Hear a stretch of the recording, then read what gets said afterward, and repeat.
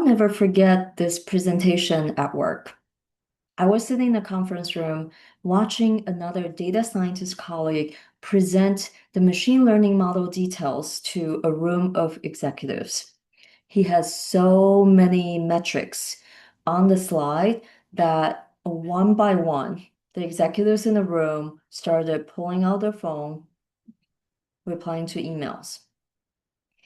And he kept going.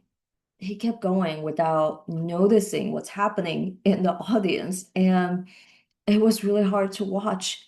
And at some point, the most senior leader in the room interrupted him and said, "Okay, so what does all this mean for us?"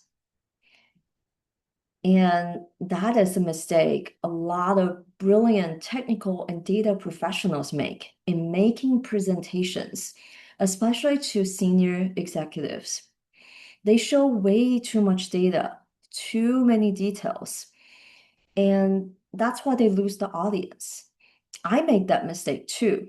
Initially, when I was transitioning from presenting academic research to recommendations to the C-suite, that was a big difference.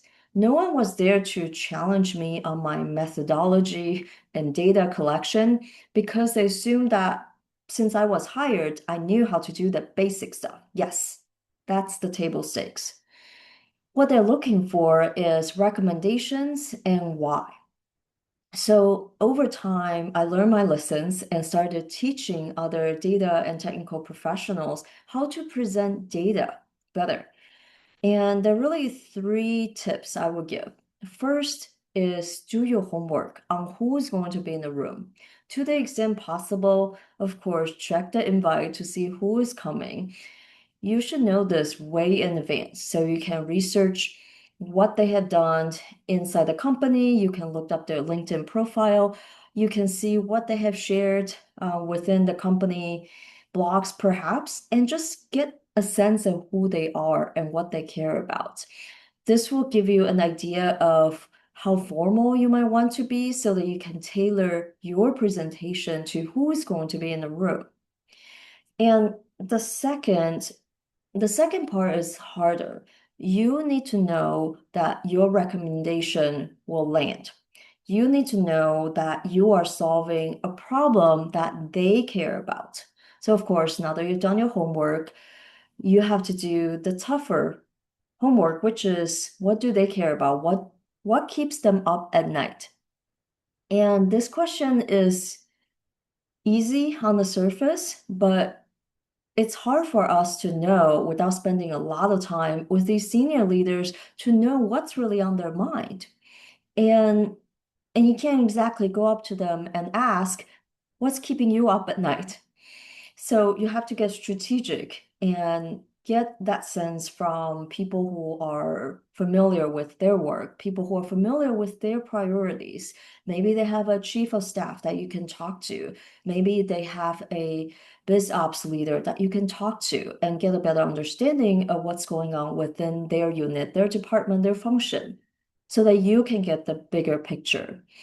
If you are not sure whether or not your solution is solving the problem that's keeping them up at night, I suggest you not even make that presentation because there's a really good chance that it won't be well received.